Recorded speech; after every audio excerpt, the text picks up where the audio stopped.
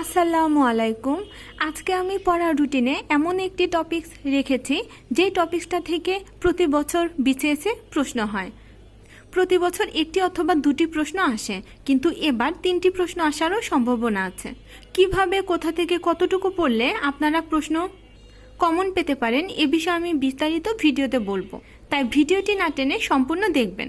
By the way, turning point with Fahia YouTube চ্যানেলে আপনাদের স্বাগতম।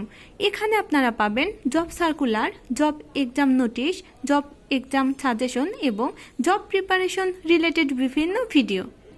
আজকে বাংলার জন্য ব্যাকরণ, বাংলা ভাষা ও ভাষারীতি, ব্যাকরণের আলোচ্য বিষয়, এই টপিকসগুলো রেখেছি। এর মধ্যে ব্যাকরণ অংশ থেকে খুব একটাও প্রশ্ন আসে না।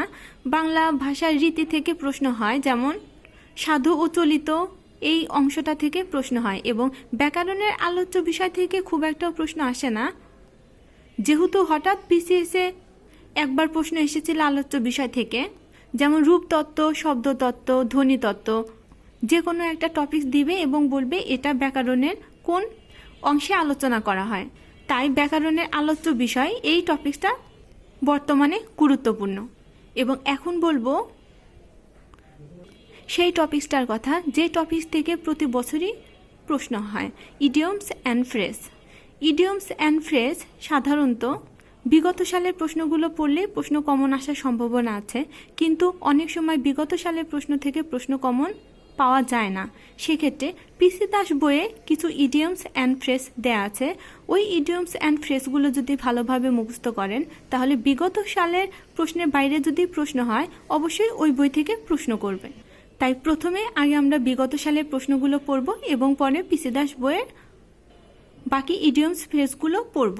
অনেকের কাছে পিসি দাসের বইটা নেই, পিসি দাসের বইটা আমার কাছে আছে। আমি কোনো এক সময় ইডিয়মস অ্যান্ড ফ্রেজের ভিডিও দেব, আপনারা ওই ভিডিও থেকে স্ক্রিনশট নিয়ে পরে ফটোকপি করতে পারেন, বা আপনাদের পরিচিত কারো পিসি দাস বই থাকলে তাদের কাছ থেকেও কয়েকটা পৃষ্ঠার ফটোকপি করতে পারেন। খুব একটাও বেশি না, সম্ভবত 7-8টা পৃষ্ঠার হবে। তাই আজকে পড়ার তালিকায় যেহেতু ইডিয়মস অ্যান্ড ফ্রেজ আছে, আপনারা এ থেকে এ পর্যন্ত বিগত সালের প্রশ্নগুলো পড়বেন। আর গণিতের জন্য ঐকিক নিয়ম রিভাইজ করব। ঐকিক নিয়মের পাশাপাশি আপনারা বীজগাণিতিক সূত্রাবলী, সূত্রগুলো মুখস্থ করে লিখবেন, কারণ আগামী দিন পড়ার তালিকায় আমরা বীজগণিতিক সূত্রাবলীটা পড়ব। বীজগাণিতিক সূত্রাবলী কিন্তু খুবই গুরুত্বপূর্ণ। গণিতের সাধারণত বীজগণিত অংশ থেকে বেশি প্রশ্ন হয়, আর সেক্ষেত্রে বীজগাণিতিক সূত্রাবলী এই অংশটা থেকে 3-4 নম্বরের প্রশ্ন হয়। সাধারণত আমার প্রতিদিনের পড়ার রুটিন, প্রতিদিন পড়া শেষ করবেন। প্রতিদিনের পড়া কখনোই জমিয়ে রাখবেন না, তাহলে কিন্তু ভবিষ্যতে অনেক পড়া যখন জমা হয়ে যাবে তখন কিন্তু আপনি আর কভার করতে পারবেন না। তাই প্রতিদিনের পড়া প্রতিদিন পড়ার চেষ্টা করুন।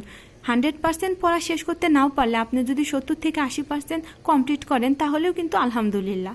আজকে আপনি ভালো একটা পজিশনে আছেন, বা পাবলিক ভার্সিটির খুব ভালো সাবজেক্ট নিয়ে পড়ছেন।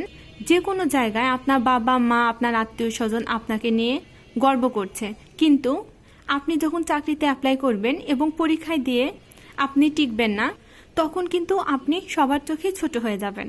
তখন পরিচিত অপরিচিত সবাই আপনাকে নিয়ে বিভিন্ন সমালোচনা করবে।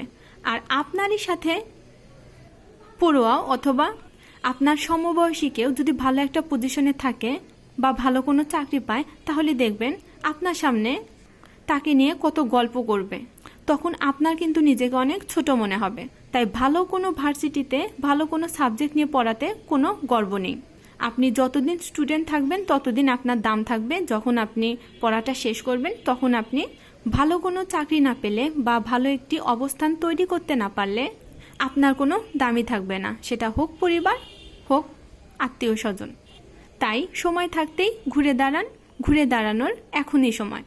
আমার ভিডিওটি ভালো লাগলে ভিডিওতে লাইক দিয়ে প্লিজ চ্যানেলটা সাবস্ক্রাইব করবেন।